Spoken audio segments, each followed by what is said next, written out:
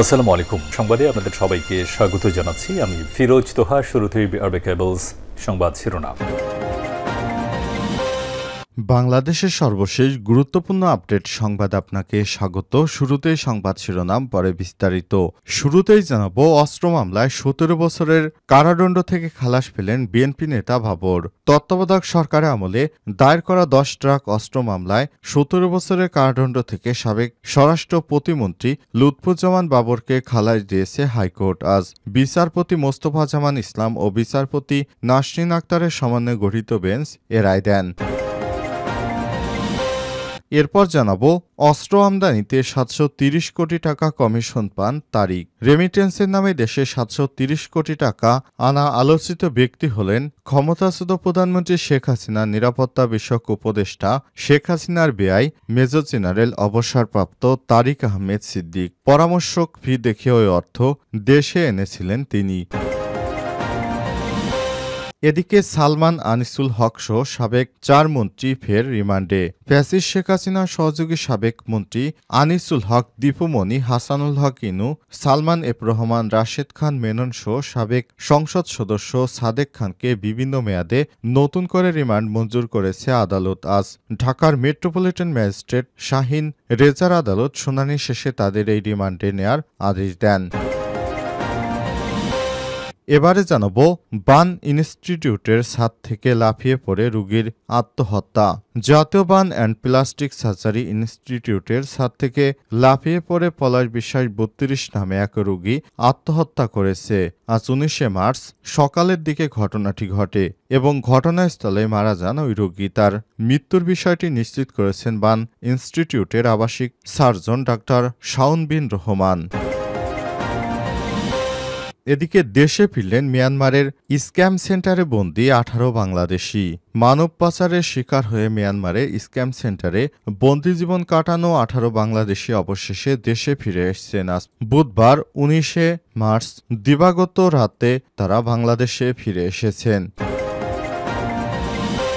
এবং সর্বশেষ জানাবো, স্ত্রীর বোরকা পরে পালানোর চেষ্টা, তবুও শেষ রক্ষা হলো না শাহ আলমের। রংপুরের মিঠাপুকুর থেকে ধর্ষণের অভিযোগে শাহ আলম নামে এক ব্যক্তিকে গ্রেপ্তার করেছে পুলিশ।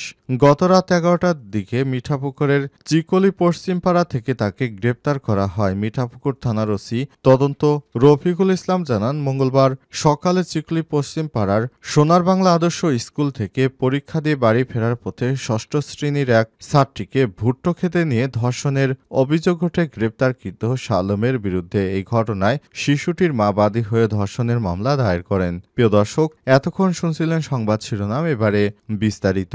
তবে তার আগে বন্ধুরা, অনুরোধ থাকবে সংবাদটিতে একটি লাইক দিন। এই চ্যানেলে আপনি নতুন হয়ে থাকলে আমাদের সংবাদটি দেখতে দেখতে চ্যানেলটি সাবস্ক্রাইব করে রাখুন। কমেন্ট করে বন্ধুরা আপনার মূল্যবান মতামত জানিয়ে দিন আপনি বিশ্বের কোন দেশ থেকে বা বাংলাদেশের কোন স্থান থেকে আমাদের সংবাদটি দেখছেন এবং শুনছেন। এবারে বিস্তারিত। অস্ত্র মামলায় ১৭ বছরের দণ্ড থেকে খালাস পেলেন বাবর। তত্ত্বাবধায়ক সরকার আমলে দায়ের করা অস্ত্র মামলায় ১৭ বছরের কারাদণ্ড থেকে সাবেক স্বরাষ্ট্র প্রতিমন্ত্রী লুৎফুজ্জামান বাবরকে খালাস দিয়েছে হাইকোর্ট। বুধবার বিচারপতি মোস্তফা জামান ইসলাম ও বিচারপতি নাসরিন আক্তারের সমন্বয়ে গঠিত বেঞ্চ এ রায় ঘোষণা করেছেন। জানা গেছে, ১০ ট্রাক অস্ত্র মামলায় ১৭ বছরের কারাদণ্ড দিয়েছিল বাবরকে। বাবর তখন স্বরাষ্ট্র উপমন্ত্রী ছিলেন। তখন বাংলাদেশে চট্টগ্রামের বন্দর দিয়ে ১০ ট্রাক অস্ত্র এসেছিল দেশে। সেনাবাহিনীর হাতে সেই অস্ত্রগুলো জব্দ হয়। এরপর তত্ত্বাবধায়ক সরকারের আমলে তাকে ১৭ বছরের দণ্ড দেওয়া হয়েছিল। ১৭ বছর দণ্ড থেকে তিনি শেখ হাসিনা পালিয়ে যাওয়ার পর ছাড়া পান। এরপর তার সমস্ত মামলাগুলি এক এক করে বাতিল করা হয়েছে। মামলাগুলো থেকে খালাস পেয়েছেন বিএনপির এই নেতা। উল্লেখ্য, বাবর যখন জেলে গিয়েছিল তখন বেশ ইয়ং ছিল। বর্তমানে বাবরের শারীরিক অবস্থার বেশ পরিবর্তন হয়েছে। ওমরা পালন করতে সৌদি আরবে যাওয়ার সময় হঠাৎ বাবর গুরুতর অসুস্থ হয়ে পড়লে দুবাই এয়ারপোর্টে জরুরি অবতরণ করা হয়। সেখানে একটি হাসপাতালে বাবরকে ভর্তি করা হয়। বেশ কয়েকদিন চিকিৎসা শেষে সেখান থেকে সৌদি আরবকে ওমরা পালন করে আবার দেশে ফিরে এসেছেন তিনি। অস্ত্র আমদানিতে 730 কোটি টাকা কমিশন পান তারিক সিদ্দিক। রেমিটেন্সের নামে দেশে 730 কোটি টাকা আনা আলোচিত ব্যক্তি হলেন ক্ষমতাচ্যুত প্রধানমন্ত্রী শেখ হাসিনা নিরাপত্তা বিষয়ক উপদেষ্টা মেজর জেনারেল অবসরপ্রাপ্ত তারিক আহমেদ সিদ্দিক। পরামর্শক ফি দেখিয়ে ওই অর্থ দেশে এনেছিলেন তিনি। নিয়ম অনুযায়ী কোনো বাংলাদেশি বিদেশে পরামর্শক হিসেবে যে আয় করবে তার উপর 15% হারে আয়কর দিতে হয়, কিন্তু ক্ষমতার প্রভাব দেখে আয়কর ছাড়াই সে অর্থ ছাড় করিয়ে নেন তারিক আহমেদ সিদ্দিক। তৃতীয় এক ব্যক্তির অ্যাকাউন্ট ব্যবহার করে অর্থ দেশে এনে পরবর্তী সময় তা তারিক সিদ্দিকের ব্যাংক অ্যাকাউন্টে স্থানান্তর করা হয়েছে। এখনও অ্যাকাউন্টে 270 কোটি টাকা জমা রয়েছে। এনবিআর একাধিক সূত্র থেকে সব তথ্য জানা গেছে। সূত্র জানায়, ক্ষমতায় থাকতে এশিয়ার একটি বৃহৎ অস্ত্র রপ্তানিকারক দেশের সঙ্গে শেখ হাসিনা সরকার অস্ত্র আমদানির চুক্তি করে।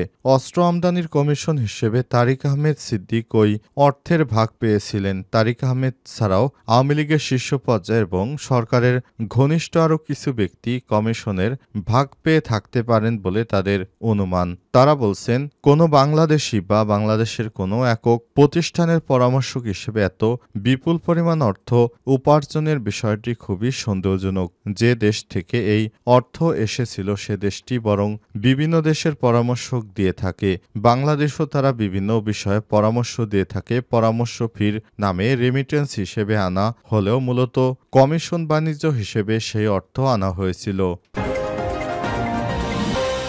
আনিসুল হক সহ সাবেক 4 মন্ত্রীর ফের রিমান্ডে। ফ্যাসিস্ট শেখ হাসিনার সহযোগী সাবেক মন্ত্রী আনিসুল হক, দীপু মনি, হাসানুল হক ইনু, রাশেদ খান মেনন সহ সাবেক সংসদ সদস্য সাদেক খানকে বিভিন্ন মেয়াদে নতুন করে রিমান্ড মঞ্জুর করেছে আদালত। বুধবার ঢাকার মেট্রোপলিটন ম্যাজিস্ট্রেট শাহিন রেজার আদালত শুনানি শেষে তাদের এই রিমান্ডে নেওয়ার আদেশ দেন।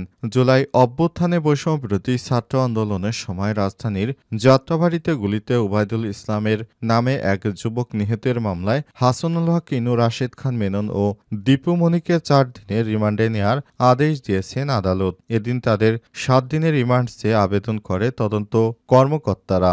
রিমান্ড শুনানি করতে তাদের আদালতে হাজির করা হয়। রাষ্ট্রপক্ষে ঢাকা মহানগর public prosecutor Omar Faruki remand মঞ্জুরের পক্ষে শুনানি করেন। আসামি পক্ষের আইনজীবীরা রিমান্ড বাতিল চেয়ে পিটিশন দাখিল করলেও শুনানি করেনি। পরে তাদের প্রত্যেকের 4 দিনের রিমান্ড মঞ্জুর করেছে আদালত। মামলার অভিযোগ থেকে জানা যায়, বৈষম্যবিরোধী ছাত্র আন্দোলনে গত বছরের 4 আগস্ট যাত্রাবাড়ির কাজলা পেট্রোল পাম্পের সামনে আওয়ামী লীগের নেতারা সহ 14 দলের নেতাকর্মীরা অবৈধ অস্ত্র দিয়ে নির্বিচারে হাজার হাজার জনতার উপর গুলি চালায়। এতে ওবায়দুল ইসলাম গুলিবিদ্ধ হয়ে মারা যান। এই ঘটনায় শেখ হাসিনা, ওবায়দুল কাদের সহ 58 জনকে আসামি করে মামলা করা হয়েছে। ছাত্র জনতার আন্দোলন কর্মসূচি চলাকালে রাজধানীর মোহাম্মদপুর বসিলায় মোহাম্মদ সুজন নামে এক ব্যক্তিকে নিহতের ঘটনায় দায়ের করা মামলায় আনিসুল হকের 3 দিনের রিমান্ড মঞ্জুর করেছে আদালত। রাষ্ট্রপক্ষে ঢাকা মহানগর public prosecutor Omar Faruki remand শুনানি করেন। তিনি বলেন, এদিন মামলার তদন্ত সংস্থা অ্যান্টি টেররিজম ইউনিট তার 7 দিনের রিমান্ড চেয়ে আবেদন করেন। আসামি পক্ষের আইনজীবী রিমান্ড বাতিল চেয়ে জামিন আবেদন করেন। শুনানি শেষে আদালত তাকে 3 দিনের রিমান্ডের আদেশ দিয়েছে। বান ইনস্টিটিউটের ছাদ থেকে লাফিয়ে পড়ে রোগীর মৃত্যু। জাতীয় বান অ্যান্ড প্লাস্টিক সার্জারি ইনস্টিটিউটের ছাদ থেকে লাফিয়ে পড়ে পলাশ বিশ্বাস 32 নামে এক রোগী আত্মহত্যার ঘটনা ঘটেছে। আজ বুধবার 19 মার্চ এই ঘটনা ঘটে এবং ঘটনাস্থলে মারা যান ওই রোগী। তার মৃত্যুর বিষয়টি নিশ্চিত করেছেন বান ইনস্টিটিউটের সিভিল সার্জন ডাক্তার শাওন বিন রহমান। তিনি বলেছেন, ওই রোগী গত 6 মার্চ শ্বাসনালী দগ্ধ নিয়ে ইনস্টিটিউটে ভর্তি হন। এরপর থেকে আইসিইউতে ভর্তি ছিলেন। গত 17 মার্চ 6তলা এইচটিইউতে দেয়া হয়। বুধবার ভোরে সে একাই দরজা দিয়ে বের হয় এবং 3 তলার দিকে যায়। এরপর জরুরি বাহির হওয়ার দরজা দিয়ে বের হয়ে লিফটে 16 তলার ছাদে চলে যায়। সেখান থেকে লাফিয়ে পড়ে এই ঘটনাস্থলে তার মৃত্যু হয়েছে। তিনি আরো বলেন, ওই ব্যক্তি টঙ্গী এলাকায় একটি ওয়াশিং প্লান্টে কাজ করতেন। সেখানে দুর্ঘটনায় তার শ্বাসনালী দগ্ধ হয়ে যায়। সেদিন ইনস্টিটিউটে ভর্তি হয়।